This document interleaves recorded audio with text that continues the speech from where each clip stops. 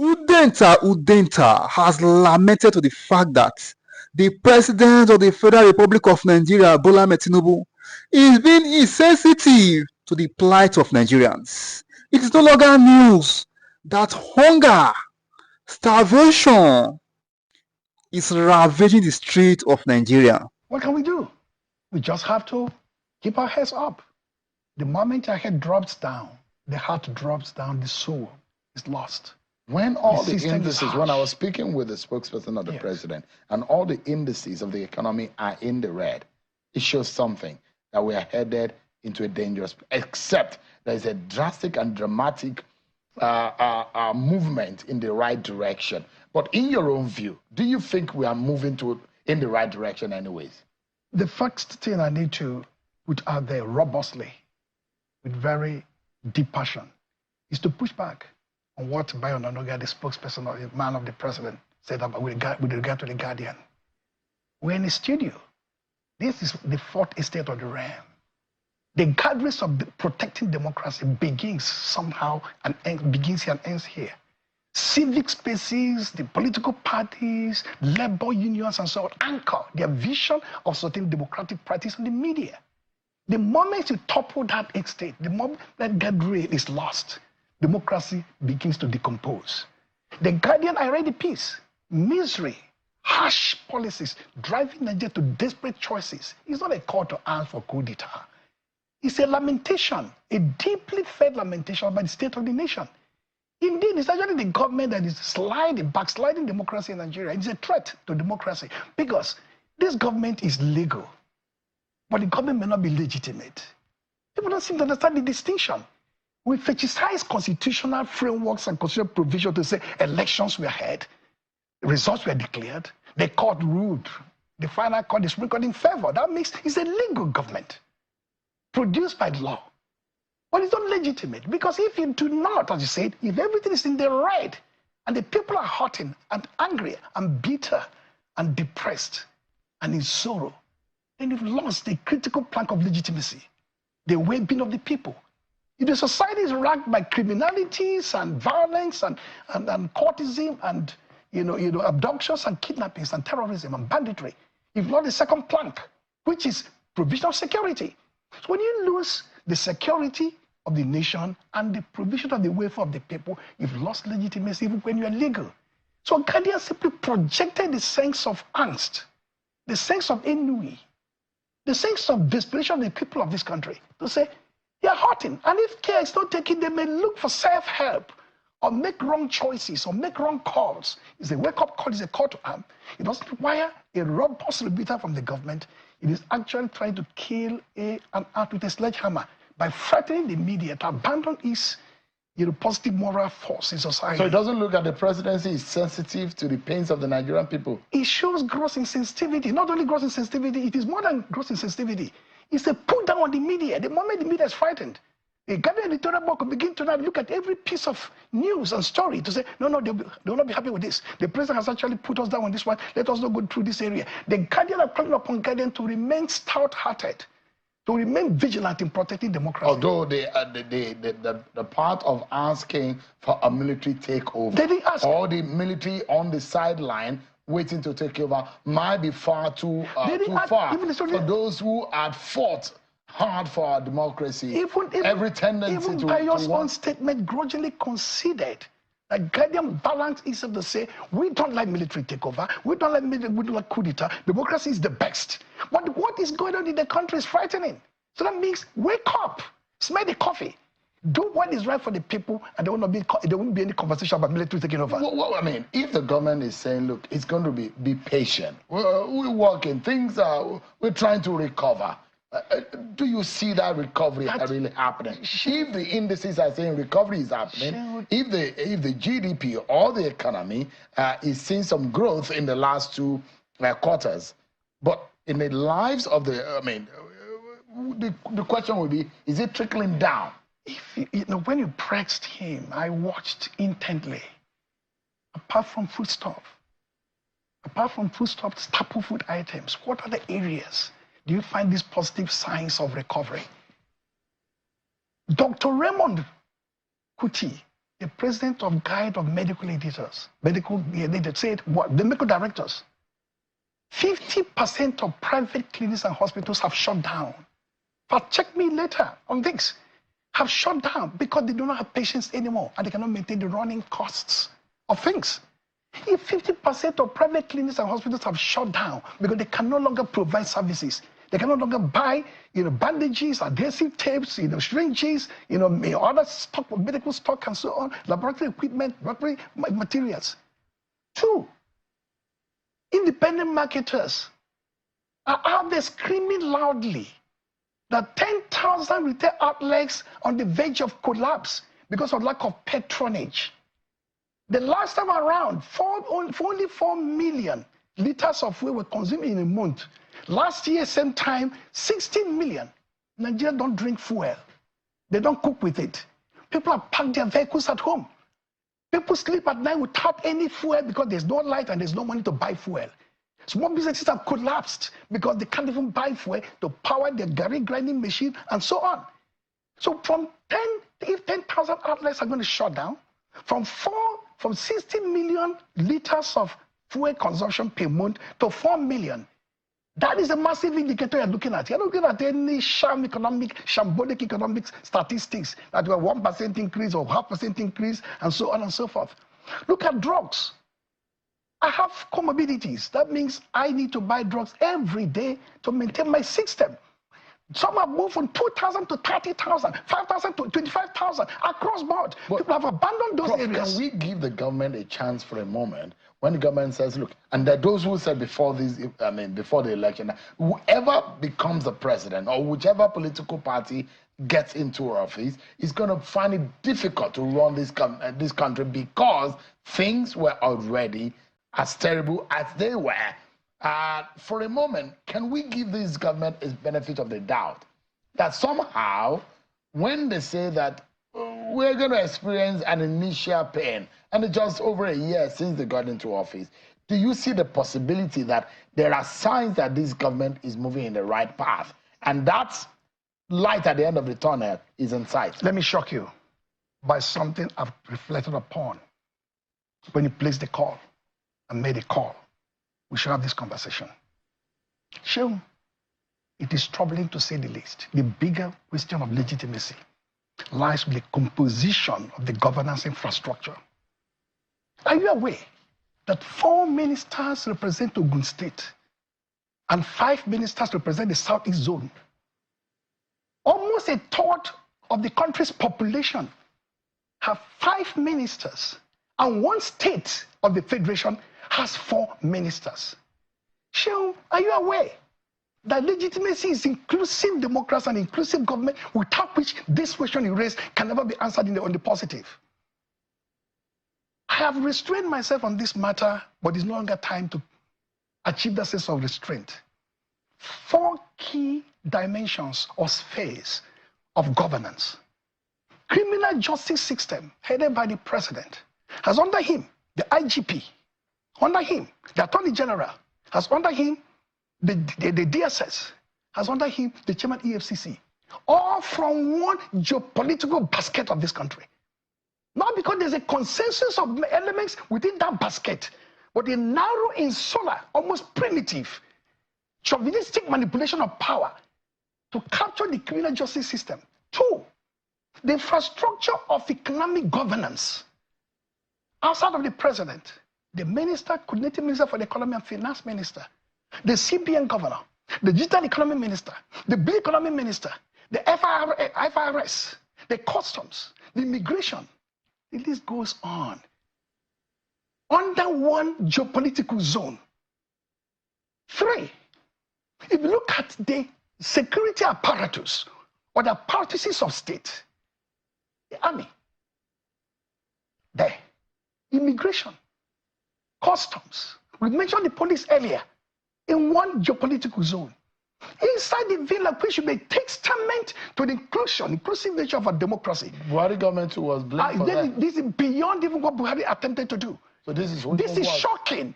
And this is when you talk about how can you improve the economy, how can you galvanize the people to buy into your project of governance when they feel completely alienated. Inside the villa. You have the chief of staff. You have Bayo Onanuga himself. You have now brought in Solidary. You have the chief of protocol. You have the brigade commander of the brigade of guards. You have the ADC. All from one basket. It's a wake-up call not just for the nation, but for Yoruba people. A proud, glorious, progressive people I worked with. When we went for June 12th struggle, in those dark days of Eastern Bada Union and Nadeko fighting the military, we from the East said, if the Yoruba who fought with the North against the East could not secure the presidency, Abiola, a Muslim and a friend of the military, we will never see it. We were prepared to die to get him that job. By 98, Sheung, Olusegun Obasanjo of Yoruba extraction was brought up from jail by non-Yoruba people. Olufalaye became candidate of AD because of one young of blessed memory who screamed aloud, where is the justice at Eagle Square? Was abandoned after winning a ticket. And I told him, calm down for the sake of our democracy.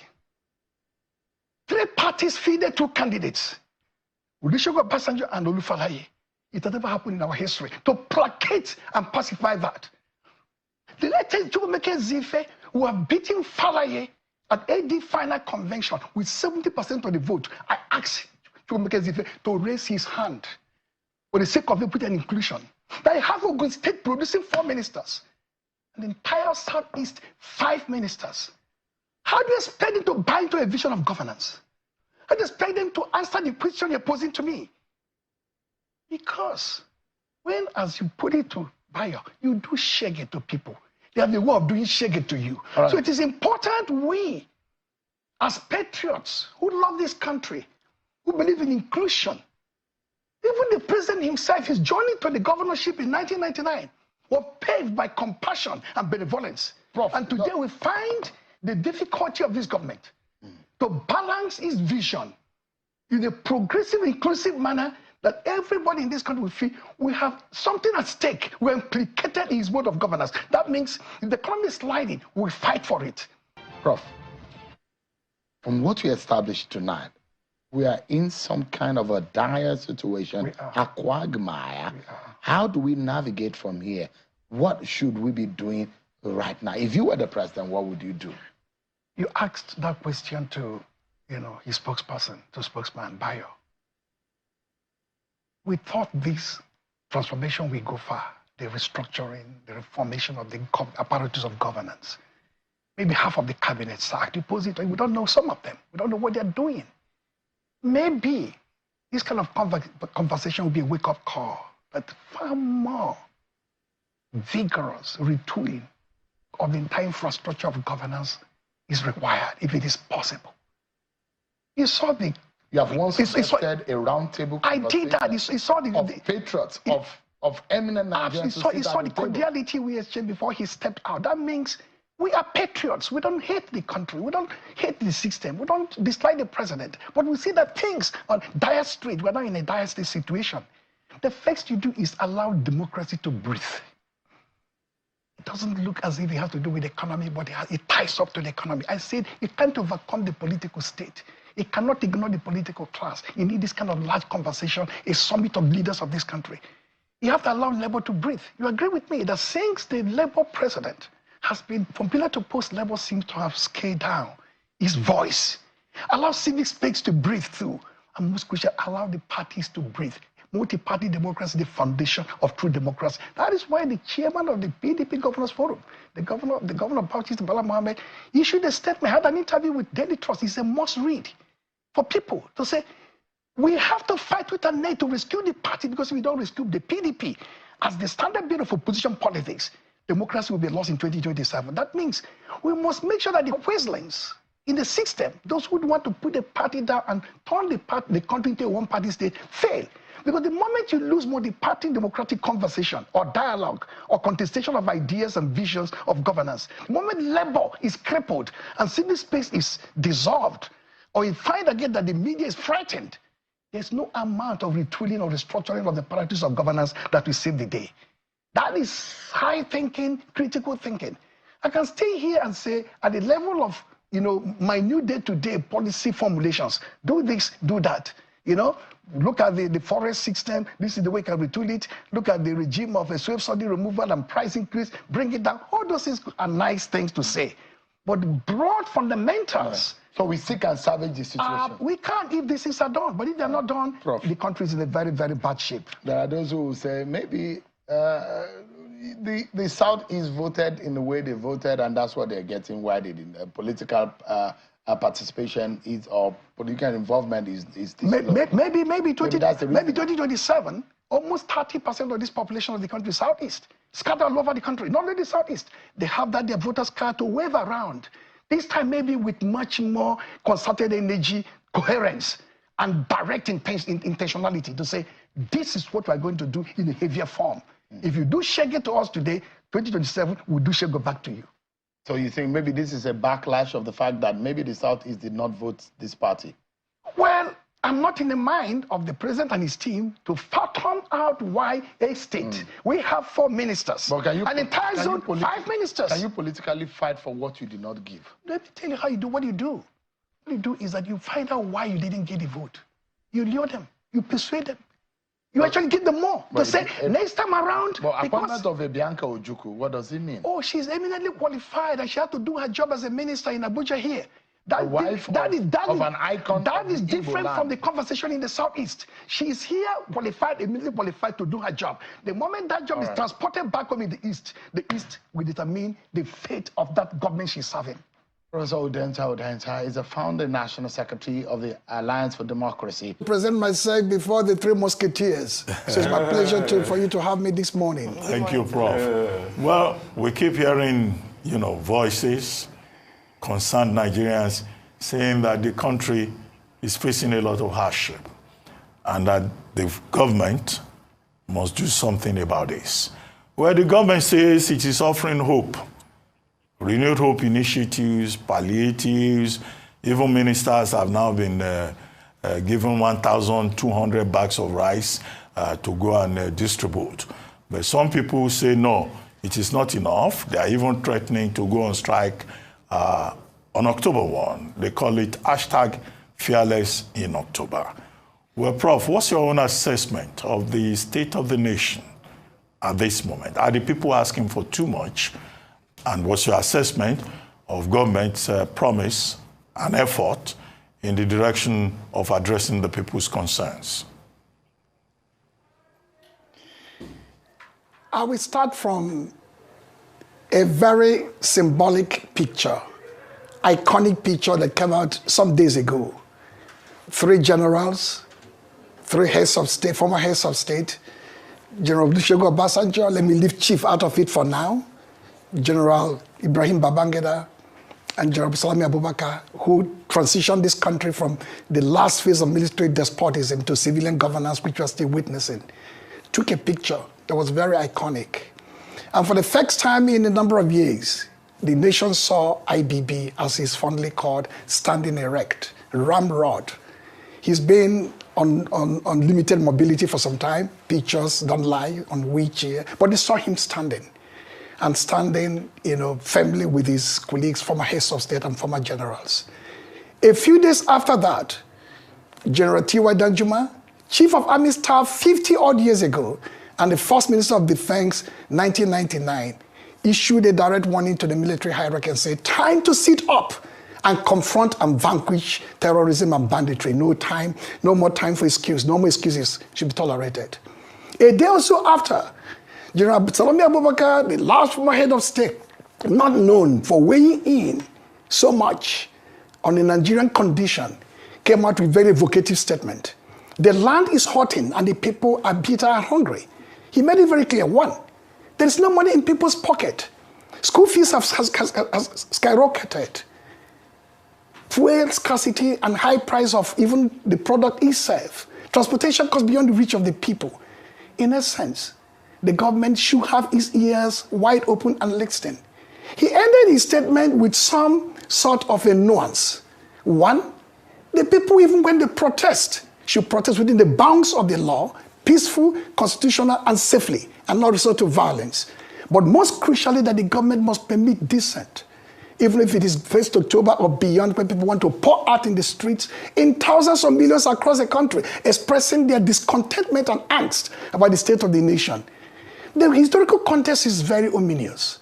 By 1998, the military was morally exhausted and institutionally broken. Abacha, who led them on this perfidious path, lay dead. A month later, Chief M.K. Abiola won election in 1994, equally lay dead. There was time for a reset for the country, and that occurred quickly. The military top brass outsmarted the civilian wing of the political elite, led by Dr. Alexis Kwame, former vice president, and installed Chief Obasanjo as a president, who populated his inner core in the presidency with the military generals. General Ali Uguzo, Chief of NSA, General Abdullahi Mohammed, Chief of Staff, and General Danjuma, Minister of Defense. The idea was for the military to guide this nation on that course of coming out from that combustible period into a new dawn. And that in 24, 25 years, democracy will have been strengthened, consolidated, and deepened. Today, the result is awful. The Buhari 8 years intensified national contradictions, broke the spirit of the people, allowed terrorism, banditry, courtism, and all manners of insufferable criminality to pervade the land and overwhelm the people. The Bola Tinubu presidency seemed to have lost its way completely. Bemused as it is, as the land lay prostrate and hurting. The military, therefore, the top generals are saying, hello, we are lions maybe in our winter, but we have a voice, a stake as patriots, that this country will not go under. If a presidency is imploding, the rest of the country should implode with it. So it is time for the country and the leader of this nation now to take a stock. The past 1.5 years have gone down unfairly and unjustly for the people. There's so much they have taken and so little left for them to take. People can no longer move from end to end. Cars are parked on the road. Children are being pulled from school. People have no money to even pay bandits or terrorists and the kidnappers and abductors who haunt the land every day. It is therefore crucial that rhetoric will not do the job for this government. What will do the job will be to roll their sleeves. If there's anything left for them to roll. What is left for this president and his team is to call a spade and say, you have governed like a predator from the margins and periphery of the political state. Okay. Therefore, you have lost the political plot. All right. All right. That is my take at this stage. All right. So, according to you, this administration has lost the political plot. Well, you've been able to analyze and detail some of the challenges facing the nation at the moment. But let's look at the way forward. One of the proposals by the former military head of state, General Abdulsalami Abubakar, is saying that... The communication is a little bit scratchy, but if I got it right, Ayo, yes, he said that after analyzing the state of the nation, the way forward? Yes, but I wanted to just point out to you... For policy wonks, okay, those who believe so much in Professor Udenta, can you hear me? It is simply to examine the policies already thrown into the public space, into the governance space, and know whether those policies have done the job, and then change gear. But I have a different take. My understanding is that if you don't get the political plot, you never get the economic plot. The foundation of every social order is contestation for values, for scarce resources, and so on. That means economy is at the base of human interaction and human intercourse. But every economic crisis or conflict is political in nature. That's why political economy drives economic decisions. President Bola Tinubu has lost the political state. I've said it repeatedly. I put out a piece weeks and weeks ago. If you find generals who are today standing erect and saying there's a problem in the country, this is a former president who belonged to the Council of State that the other day said gave you, some sort of, breathing space. Coming out to say the country is prostrate. You must therefore understand that if you don't get the political order right, the organized political system right, you can never get the economic system right. I talked about reaching out even to those you contested election with. I talked about building bridges across different and multiple frontiers. Look at labor. It's an integral part of Nigerian state. But labor today is hassled from left to right and the president embattled. Look at civic space. They're supposed to be an inclusive part of this new order that the president said is building, but they're not there. Many of them are languishing in jail, accused of treason and treasonable felony charges and subversion. So the entire country is not prepared and ready to accept any kind of economic program. If you get the politics right, I can talk about economic programs, and they're clear. You started on the false premise. One, fuel subsidy is gone. We don't even know what the subsidy is all about, but they say it is gone. And as you spoke during the segment during a business segment, the ripple down effect, the knockdown effect was massive. Everything went, crazy. The price of foodstuff, the price of the commodities, the price of drugs, the price of transportation, everything completely was upended. He did not give the people even a break for a week or two. He went on with the flotation to say, we close down the windows. Close down the windows of the forex and then put everything into one package. And from that time to now, your neoliberal agenda has gone haywire, completely crazy and out of sync with reality. So you have to take a pause and say, one, is it too late for me on October 1st, that moment in history when you have another speech to deliver? The last speech was... Professor Udenta. The last speech, yes. Oh, great. So you can hear us now. Professor Udenta, can you hear us? All right, let's take a quick break so we can... I can hear you, but it's a little bit of noise in the background. Okay, all right, okay, brilliant. I was just trying to... My voice is echoing back to me. They're sorting that out. Our technical team are working on that currently. But whilst you hold that thought, I just wanted to ask you, the question I was asking earlier was around the specific recommendation by General Abdulsalami Abubakar in his piece, where he said that palliatives would not solve the problem. And that is that this government should have more creative ways of meeting the needs of Nigerians. One of such is government buying food, selling it at a cheaper rate to Nigerians. Do you agree with that? I want some very specific things in your estimation that this administration can do to address some of the challenges that you've identified.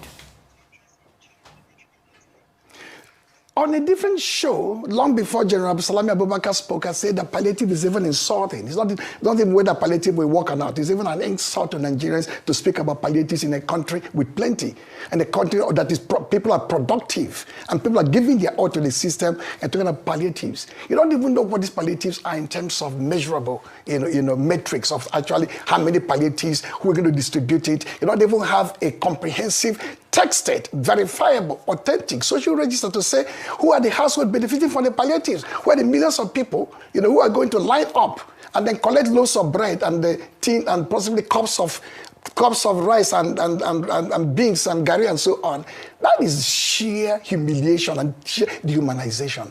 So off with palliatives. It will not work. So I agree with General Abdulsalami Abubakar that palliatives will not work. It has never worked anywhere. It didn't work for the 8 years of Buhari regime. It will not work now, and it's not working.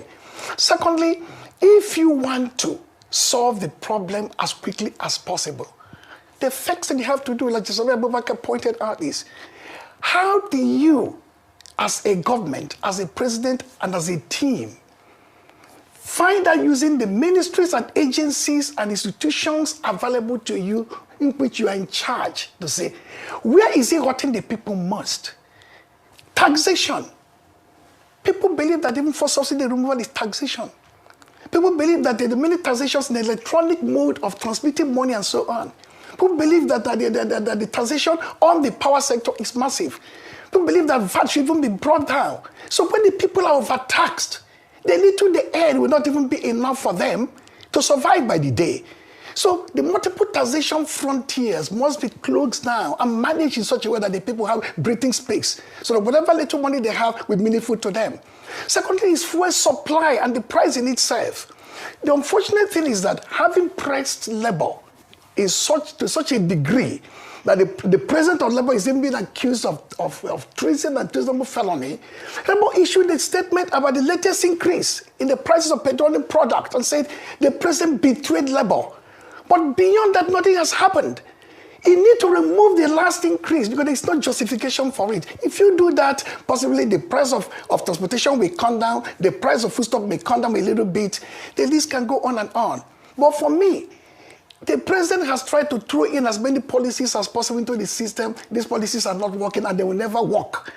The first thing is that if you do not want to listen to people and expand the horizon of presidential governance and then service delivery, there is nothing you will touch that is going to be productive and valuable to the people.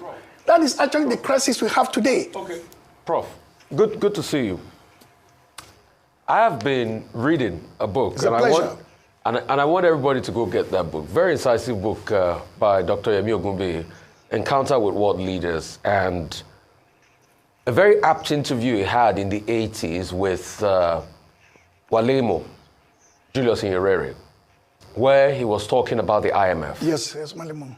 And Walemo said, the IMF has one pill for every problem. That's removal of subsidy. And go and check IMF everywhere in the world. The IMF never thinks of dealing with the structural problem of every economy. Just like where Nigeria is today.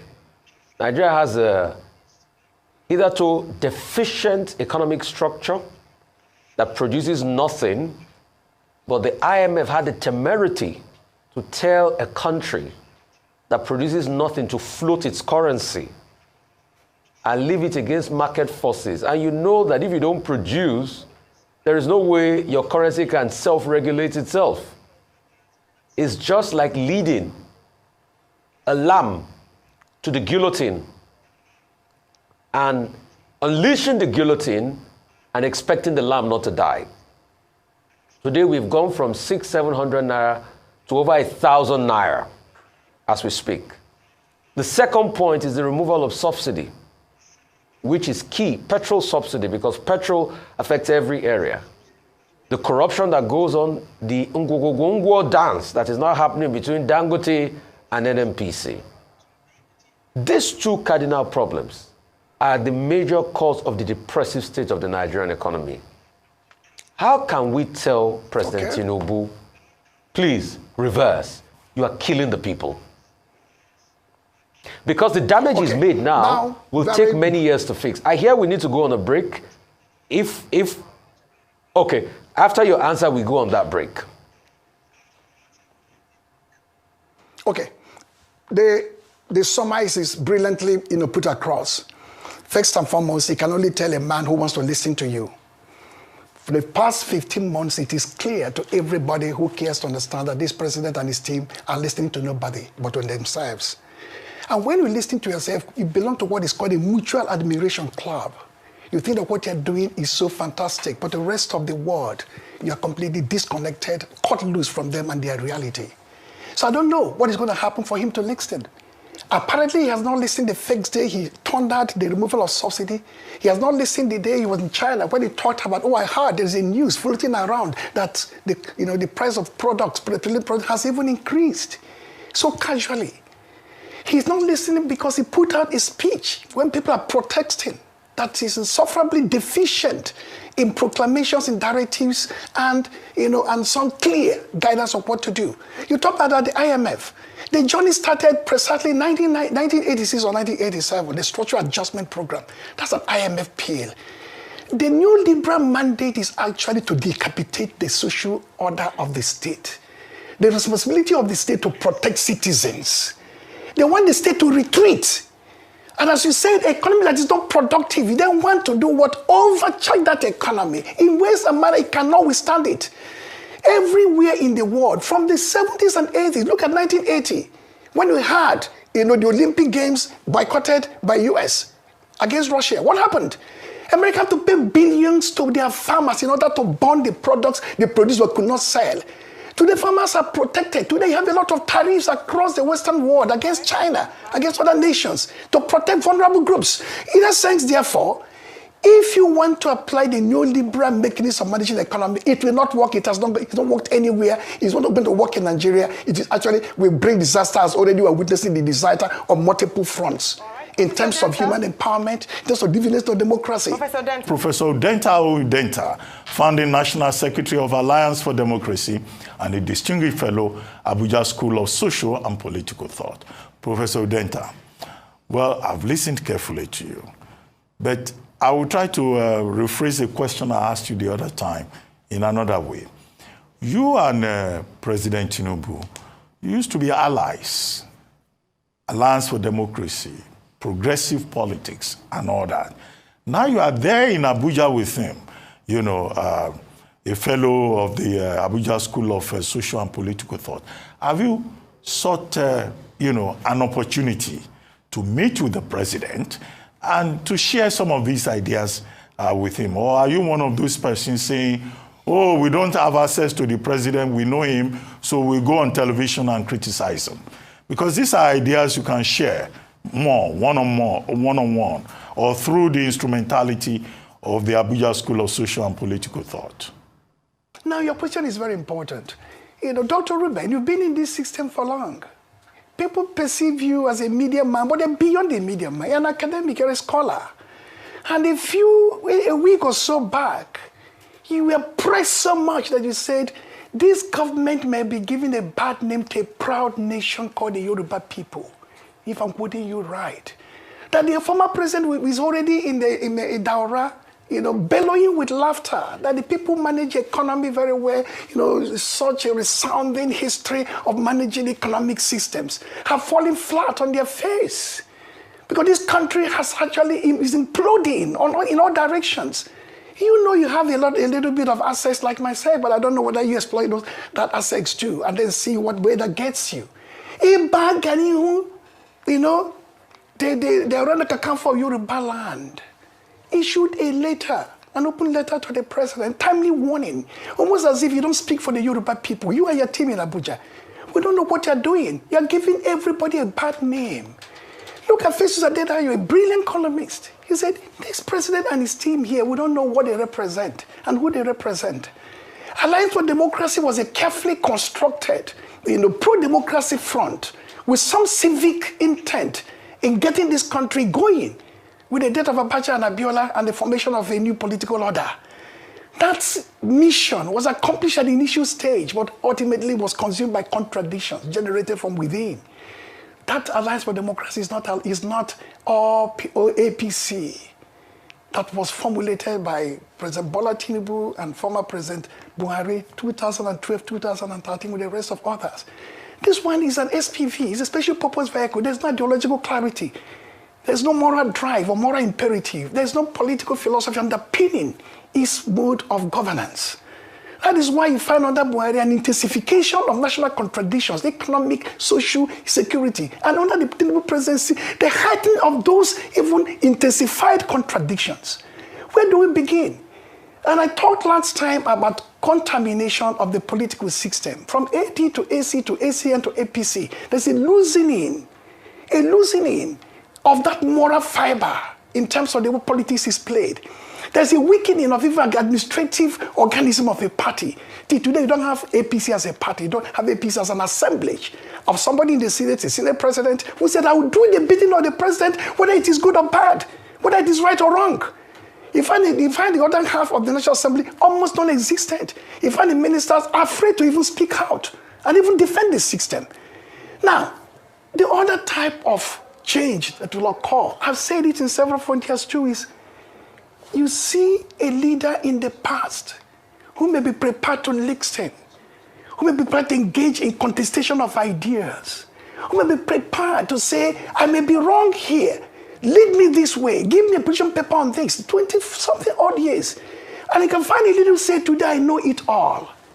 I'm a master of the universe. That means if a leader is in some sort of a God mode, it is difficult to now find the space to say, you're omnipotent, you're omniscient, and omnipresent. Where is the space to intervene? There is no space. That is why leaders, including generals in their prime, are talking. That is why PDP find today are doing an incredible amount of work, Labour Party to come together. The BOT, the Governors Forum, the NWC, moving around and said, the country is facing grave danger. We're almost on the verge of the precipice. What do we do to rescue this country? It's by rescuing the political state, by reforming the political parties, and coming together to see whether we can confront this present danger that the country is facing. All right, so we're in the face of present danger, according to you, but the president has said that perhaps the challenge is that people are not patient, that the policies he's introduced need time to, for Nigerians to begin to see the effect of it, that he inherited a bad economy from the previous administration, even though from the same party, but that they came into almost an empty, the coffers were empty. And what they're trying to do is they're on a rescue mission. And the Nigerians ought to be patient. What do you say about that? Do you think it's lack of patience and the Nigerians should be able to make more sacrifice or... Go on. First and foremost, I said on this very studio, on this very program, and other programs too, that Senator Bola Ahmed Tinubu will run as a third term Muhammad Buhari. They are conjoined. I said it is like the goat skin bag holding the goat head. If you cut off the head of a goat, you have a goat skin bag, it enters there. The two are conjoined, they can't separate themselves. When they formed this party, one became a president when they won, and one became a national leader. A national leader is to provide the moral compass in which a government operates. He's almost at the conscience of the party. So Bola Tinubu was the leader of APC for 8 years under Buhari's watch, but they governed this country together.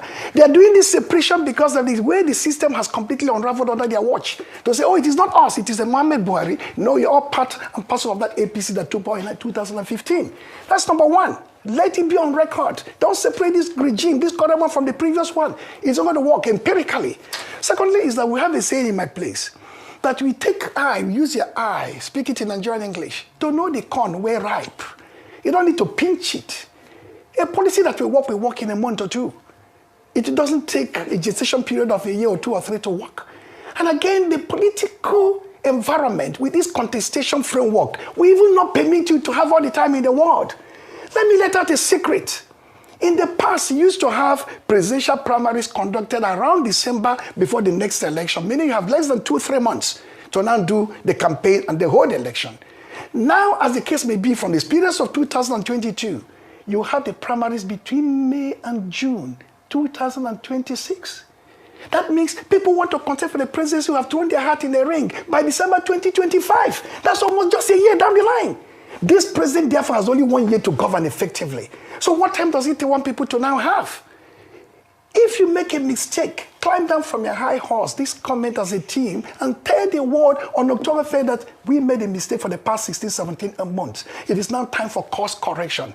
It is now time to find that inner strength in despair and in defeat to say, my policies are not working, I have to change course. I have to build from the center. I have to incorporate ideas from employers, employees, my political opponents, from civil society, from labor. Let us implicate the whole nation. It's been done in the past. Implicate the whole nation in governance. Once implicate the whole nation in governance, by including everybody in the space of governance, things will begin to improve. If you simply want to do it your way, because somebody is in a God mode, things are not, I think, going to persist in the state of despair we find ourselves in this country today. Thank you very much for your insightful comments this morning, Professor Udenta. We look forward to having you again on the show, and hopefully some of the recommendations you put forward today would be taken. The upper class have been pushed to the middle class. The middle class has been pushed to the lower class. The lower class has been wiped out. The poor has become wretched.